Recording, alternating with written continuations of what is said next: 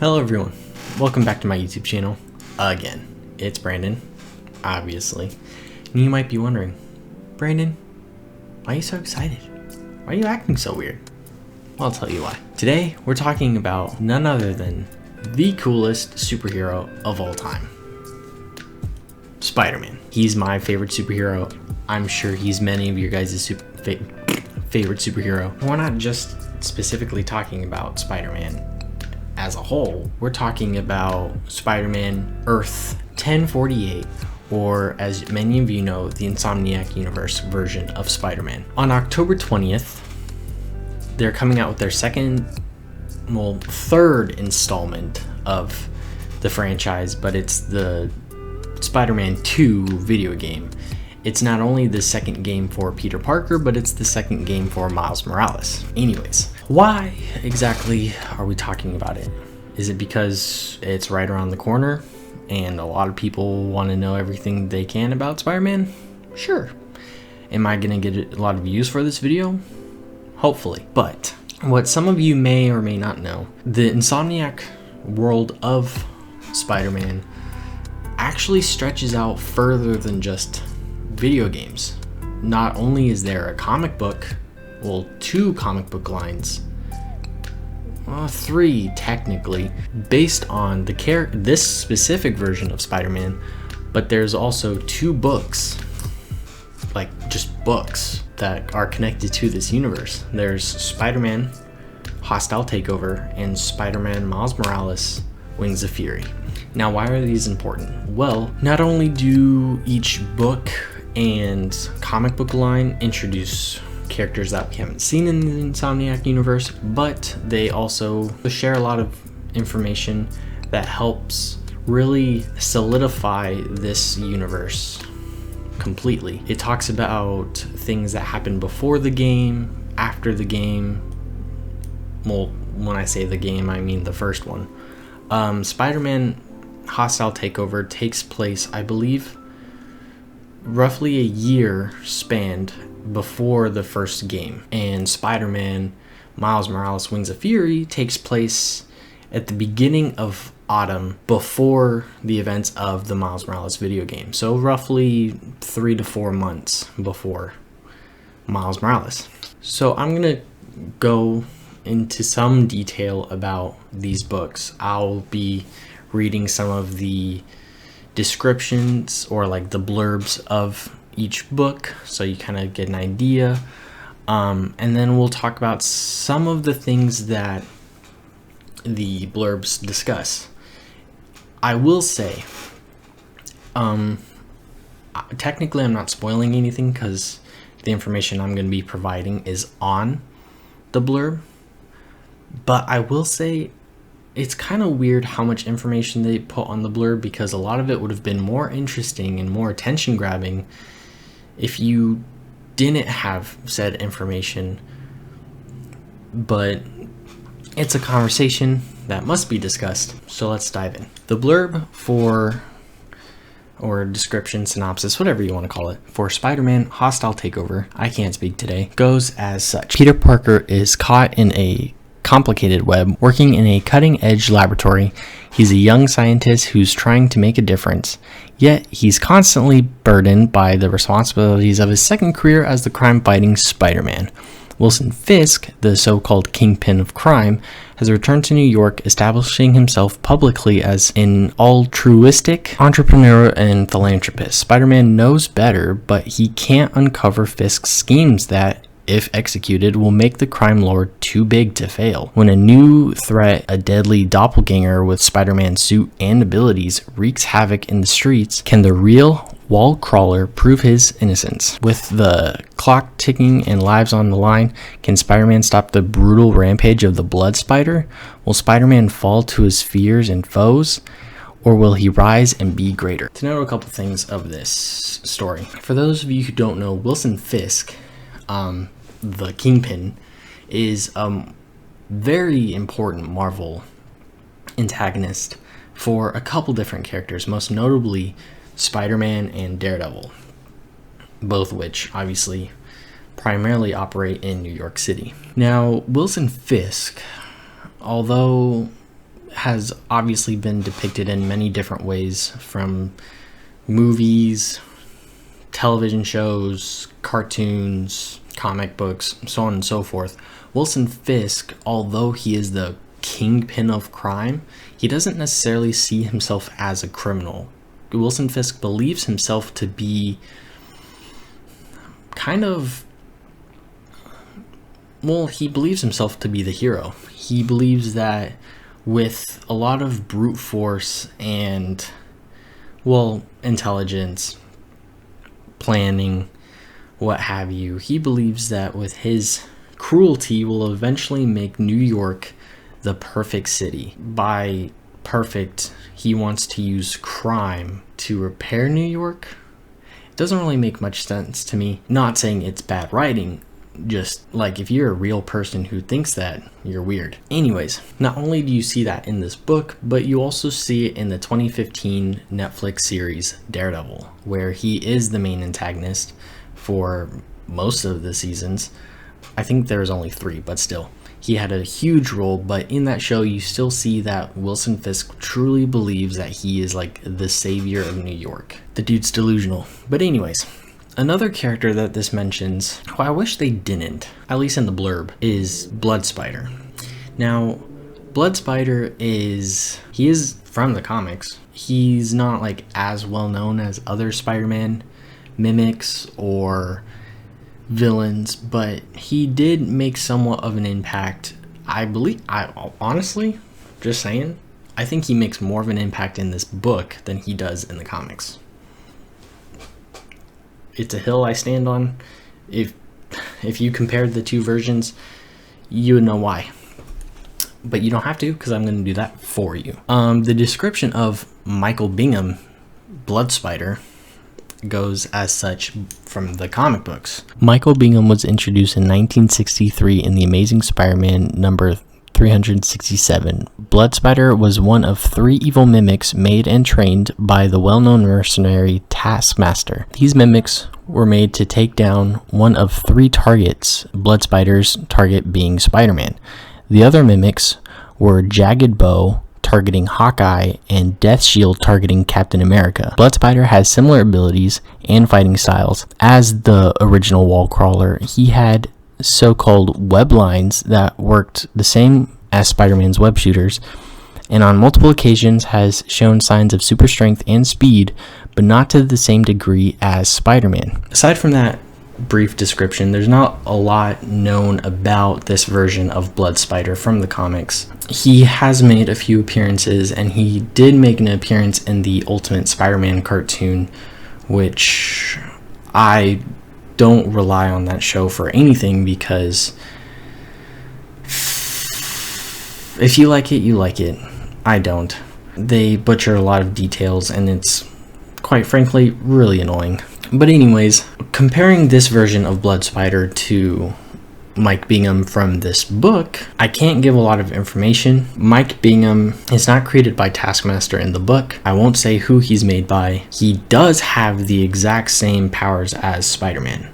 The only thing he does not have is spider sense, but he does have the enhanced strength, speed, agility, the ability to climb on walls, and he does have web shooters, but they're not nearly as effective as Peter's. Obviously, reading through this book, you learn a lot about Mike Bingham and this version of his origin story and why he is the way he is, and it doesn't just involve the fact that he's dressing up as Spider-Man, pretending to be Spider-Man, and ruining Peter Parker's reputation as Spider-Man, but it's also his delusional side, believing that he actually is Spider-Man. Again, you'll have to read the book. I don't want to get too far into it, but it's fascinating and it's way more interesting than the comic books. I wish they had some kind of picture of Mike Bingham in the book, but they don't. They do kind of give off a description of what he looks like as Spider-Man, or eventually Blood Spider, but no visuals. So gotta use a little brain power on that one. So after the events of Hostile Takeover, which leads directly into the first game of Insomniac Spider-Man, released in 2018, literally. I mean, the last epilogue of the book is just the beginning of the video game. So if you know one, you know the other. We go through the events of the first Spider-Man game, which if you haven't played the game, you should. If you had, well, then you know what I'm talking about, and I'm not going to get too deep into it. Again, knowing some of the questions that we have playing the first game that we didn't know, like Harry's trip to Europe and stuff like that, you get a lot of details like that in the book, because Harry is in the book, like for most of it. He's there giving Peter advice. You know, Peter struggles to figure out what to do with a lot of situations, still not knowing that Peter is Spider-Man though. You know, towards the end of the book, he has like a goodbye party specifically with Peter and Mary Jane, and says his farewell, believing that he's going to Europe for whatever it was. If you've played the first Spider-Man game, you know that's not the case. And if you've seen the trailers for the new Spider-Man game, well, yeah. Anyways, after the events of the first Spider-Man game, it doesn't lead straight into Miles Morales, nor does it go straight into Miles Morales Wings of Fury. It actually takes place within the comic book line Spider-Man Velocity. Spider-Man Velocity was a short series released by Marvel to, one, help expand the universe of Insomniac's version of Spider-Man, but to introduce the origins and the purpose of the Spider-Man Velocity suit, which you get to play in the pre-order bonus or just unlock later on while playing the first game. It also introduces other characters such as Insomniac's version of Swarm, which has been seen both in the comics and obviously, which has been seen in both the original Marvel comics, recent Marvel comics, and the Insomniac Spider-Man comics.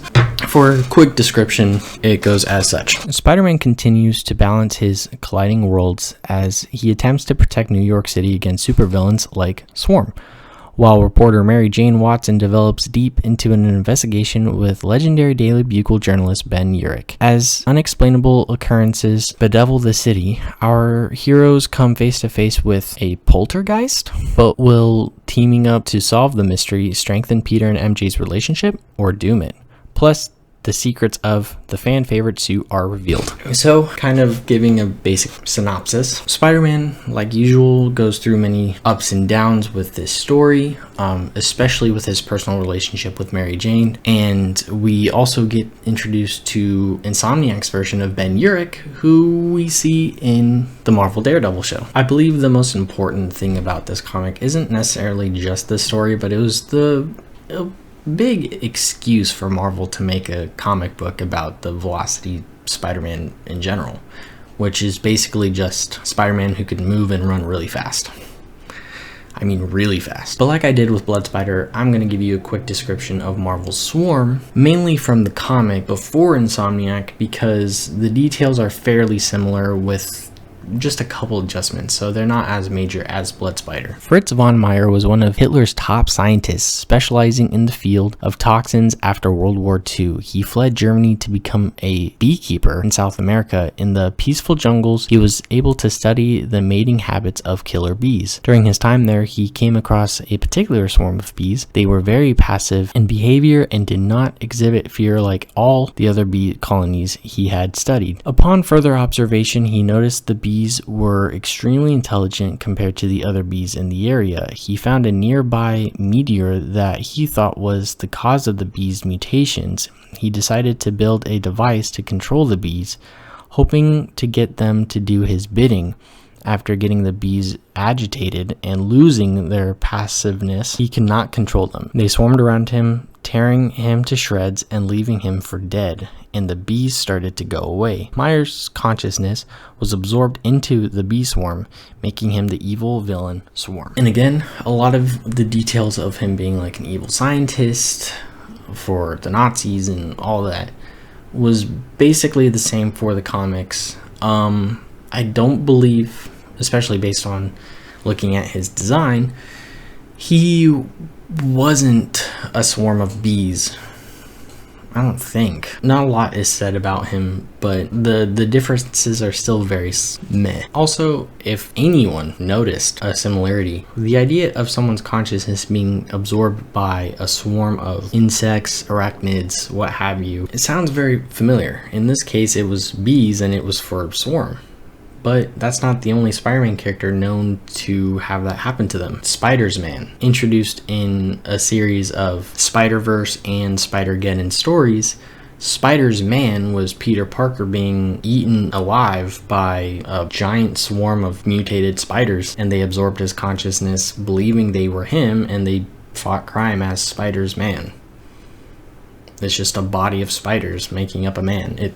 It's freaky, but coincidence? I think not. Speaking of which, Marvel Comics also introduced the next installment to the Spider-Verse, known as Spider-Geddon, in 2019. What's important about this story, specifically compared to the first run of Spider-Verse, is that they brought in Spider-Man Earth 1048, the Insomniac Spider-Man. In this, basically, Peter Parker is just doing his day-to-day thing, stopping bad guys, in particular Tarantula, who's another old Spider-Man villain brought back into the Insomniac world. And then not long after said fight was he found by the superior Spider-Man to be brought into the war of Spider-Geddon, which, because of this, not only does Marvel officially name what Earth he's from, Earth 1048, but also there have been rumors saying that because of this story and him appearing in something else Spider-Man multiverse related, it's because of this why people believe that in the new Spider-Man 2 game there might be some form of nod or something confirming that the Insomniac Spider-Man is in fact part of the Spider-Man multiverse. So after the events of the first game, and after the events of Spider-Man Velocity, and after the events of Spider-Geddon, we are brought to Spider-Man Miles Morales Wings of Fury, the book. Obviously. Again, this takes place months, like 4 months before the actual video game itself, and the blurb is as follows. Miles Morales has a lot going on, what with moving to a new neighborhood, dealing with the loss of his father, and the whole gaining superpowers thing. After a misunderstanding with the law, Miles questions what it means to be a hero when people are ready to believe the worst in you. Tempted by the power and freedom of his new abilities, Miles must decide what kind of Spider-Man he wants to be. When Vulture starts wreaking havoc across the city with his new accomplice, Starling, Miles can't just sit back and watch. Teamed up with Peter Parker, the two Spider-Men must stop the winged duo before they can unleash experimental tech across the whole city. With lives at risk, can Miles step up and be a hero? So before I go any further, let me just say that both these books, Spider-Man Heroic Hostiles and Spider-Man Miles Morales Wings of Fury, that's a mouthful, are both on Audible. So if you rather don't have the time to read, or if you just don't like reading, whatever the reason may be, you can listen to these audiobooks on Audible if you have an account. I'm not sponsored. I could be. And I'm currently listening to the Miles Morales Wings of Fury. So, like they did with the first book, they announced a new villain for the story, specifically aimed towards Miles Morales, Starling. Starling is a character in Marvel Comics. Actually, in current runs, she's the granddaughter of Adrian Toomes and the girlfriend of Miles Morales. She's not like a bad guy, she's a good guy. Based on the description of what she's like in the book, she's a little bit more mysterious than in the comics. In the comics, you look at her and you're like, oh, I can kind of depict who you are because your outfit doesn't really conceal your identity that much. In the book, when they describe Starling for the first time, you don't get the sense at all that it's a teenage girl or anything. Maybe it's not. Maybe this version's completely different. I don't know. Maybe you'll have to read it and find out. But like the blurb says, Miles Morales is just becoming Spider-Man, just getting used to the whole hero thing in general. He's attending Brooklyn Visions. In the game, he's on Christmas break, so you don't have to worry about that. In the book, he does. In this story, Genki does not know. Genki, Miles Morales' best friend, does not know that he's Spider-Man yet. If you've played the game, you know that he knows. But there's also other things that Miles Morales has to deal with, not only just as Spider-Man, but outside of his uniform, especially when it comes to situations with the law and things like that. He's a teenage Hispanic black kid in New York City. You can probably guess what issues he has. I'm not trying to throw out any innuendos. It's just a fact. It's a sad fact. It sucks. And it's something that Miles Morales goes through. So, after the events of Spider-Man Miles Morales Wings of Fury, again, mouthful, goes straight into, you guessed it, Spider-Man Miles Morales, the second Spider-Man video game, which again was great. I don't know if you guys knew this. It was originally supposed to be an add-on to the first one, just like a big DLC. But the game one was so big, and it was around the time the PS5 was coming out, that they wanted to make it its own thing. Which is why, like I said towards the beginning of the video, the new Spider-Man game coming out in October 20th of 2023, so right around the corner, I said that it's called Spider-Man 2 not just for Peter Parker, but for Miles Morales, because you get to play as both of them in the game. So it's a sequel for the both of them. And it's awesome. Based on what you can definitely put together from the trailers, Spider-Man and, well, both Spider-Man, Peter Parker and Miles Morales both have to struggle with the return of Harry Osborn, Kraven the Hunter coming to New York and being a dick, and Peter Parker submerging himself in the Venom symbiote, which we get hinted at the end of the first game. The game's been out for years now. If you didn't know that, I'm sorry. You could find that out easily. And from the trailers, it's not much of a spoiler. Anyways, Peter Parker is definitely going through some mood swings with his new identity as the Black Spider-Man, or Black Suited Spider-Man. That's probably the best way to say that. Anyways, with all these coming together, obviously Miles and Peter will be tested greatly in ways that they haven't been before, pushing the limits of Miles Morales a little more than Peter, because Peter in this universe has been through a lot already, so he's kind of got a handle on this. Miles is still fairly new, so I guess we'll find out on October 20th. I'm excited. I'm currently replaying the first game now. I'm gonna replay Miles Morales right after. Insomniac, you guys are amazing. I personally want to say thank you for making one of the perfect versions of Spider-Man, and I mean that. In the comic books, Spider-Man has kind of gone, personal opinion, don't hate me for saying this, Spider-Man has kind of gone off the rails as far as story writing. The most interesting stuff that has happened, anything Spider-Man related, has either been Miles Morales or Eddie Brock. Anything King in Black and before related for Eddie Brock, everything after King in Black, But Insomniac, once again, has made the perfect version of Peter Parker. Enough said. Also, for specifically a message to Insomniac, and some of the fans may know, but they're well known for having artists design original suits for the games. They did for the first one, and they're doing it for the second one. I'm an artist. I love Spider-Man.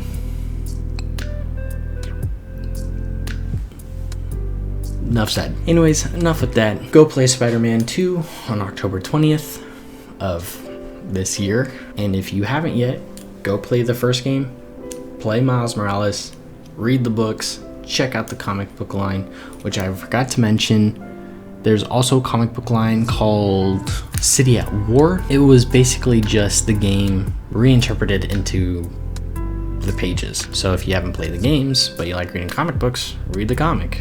If you don't like reading comic books but like Spider-Man, play the game. Do something. Please, you have to. It's totally worth it. The only complaints I've heard about the Insomniac Spider-Man is just gameplay stuff, which is dumb. People are complaining about the new game and how the gameplay is the same as the first. Well, duh, it was so good, why change it? Other than that, I have no complaints. So until next time, adios, farewell, I love you, webheads. See you in the next one. Terry, if you're a fan of Spider-Man, maybe we can be friends.